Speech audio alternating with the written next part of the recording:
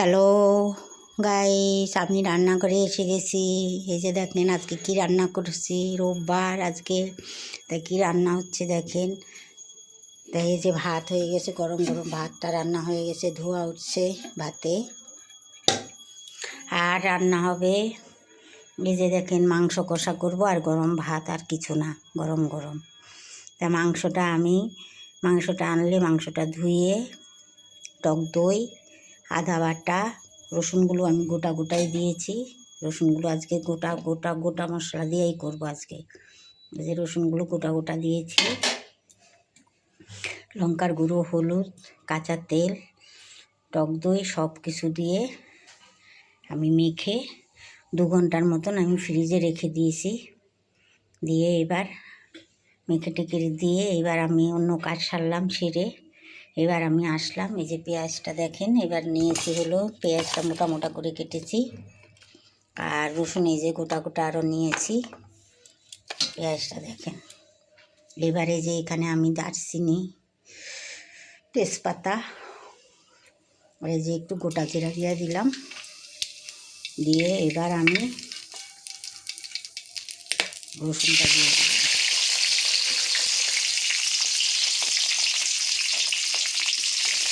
রসুনটা আজকে গোটা গোটাই দেবো।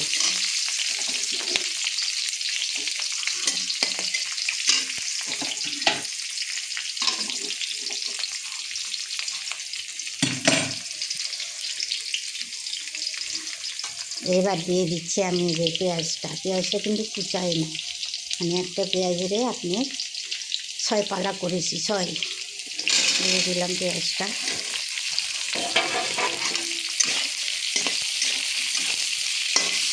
এবার পেঁয়াজটা ভাজা ভাজা হয়ে গেলে, পেঁয়াজ রসুনটা যে ভাজা ভাজা হয়ে যাবে, তারপরে আমি মাংসটা দিয়ে দিব। মাংসের মধ্যে তো সব কিছু দেওয়াই আছে।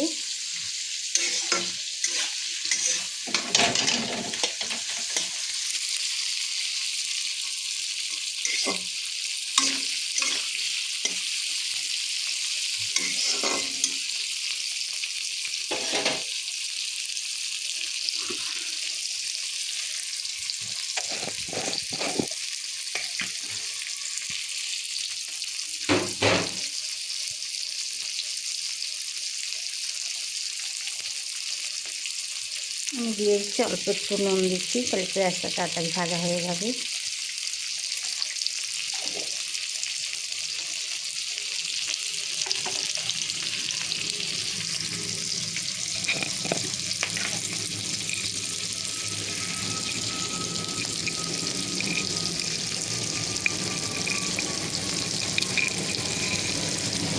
আর দিয়ে দিচ্ছি অল্প একটু চিনি, তাহলে কালারটা ভালো আসবে। পেঁয়াজটাও তাড়াতাড়ি লাল হয়ে যাবে, কালারটাও ভালো আসবে। মাংসতে যেহেতু টক দই দেওয়া হয়েছে, টেস্টটাও ভালো হবে।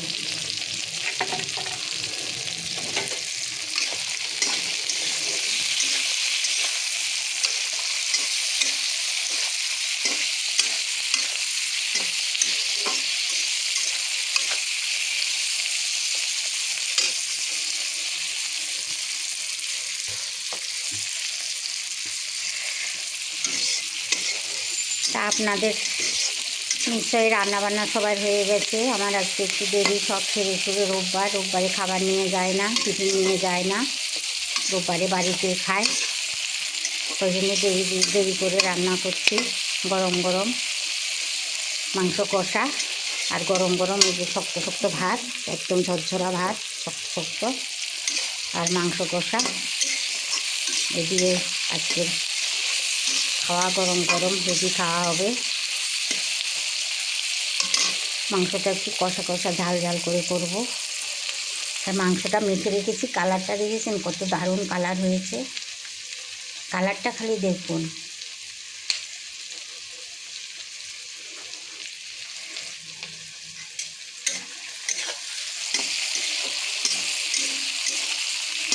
পেঁয়াজটা একটু লাল লাল হলে, একটু রঙটা দিয়ে একটু বাদামি বাদামি হবে, তখন আমি মাংসটা দিয়ে দেব। এই মাংস রান্নাটা করতে বেশিক্ষণ সময় লাগে না, কেন মাংসটা আগেই মাখানো ছিল। মাংস মেখে যদি আপনারা 1 ঘন্টা 1.5 ঘন্টা 2 ঘন্টা মানে যতক্ষণ যত বেশি ফ্রিজে রেখে দিতে পারেন তত মাংস টেস্ট হয়। মাংসের মধ্যে নুন লঙ্কা সব কিছু ঢোকে। আর দই দিয়ে মাখিয়ে রাখলে মাংসটা খুব সফট হয়, খুব নরম হয়, খেতে খুব ভালো লাগে।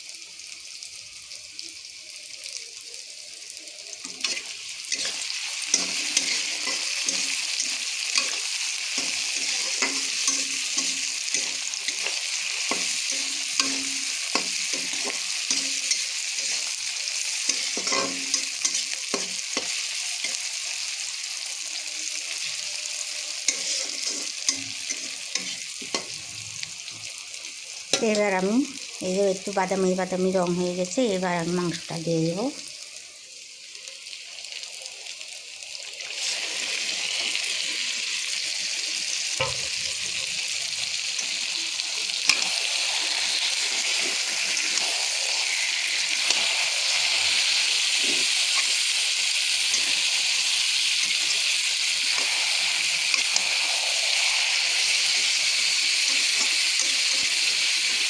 এই মাংসটার মধ্যে কিন্তু আমি একটুকু জল ব্যবহার করব না, একদম ঢেকে কষিয়ে করব। মাংসের থেকে যে জলটা বের হবে ওই জলটাতে রান্না হয়ে যাবে।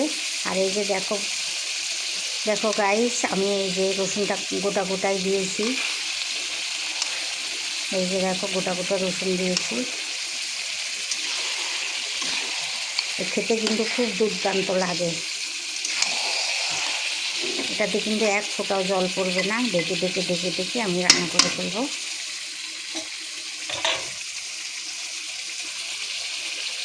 তা আমি এবার ঢেকে দিচ্ছি। বাকিটা তোমাদের আবার পরে দেখাবো। এখন আমি ঢেকে দিচ্ছি, কেন এটা হতে তো একটু টাইম লাগবে।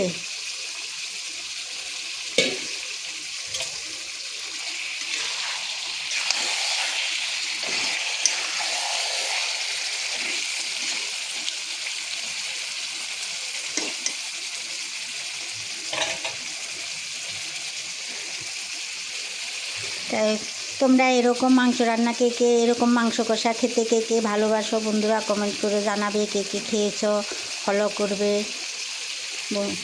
আমার ভিডিওটা, তোমরা ফলো করবে, বেশি করে ফলো করবে, শেয়ার করবে, লাইক করবে। তাই এই পর্যন্তই রাখলাম গাইস, তোমরা ভালো থেকো, টাটা। এই পর্যন্তই থাকলো, পরবর্তীটা তোমাদের পরে দেখাবো। এখন আমি মাংসটা ঢেকে দিই আর রাখছি, টাটা।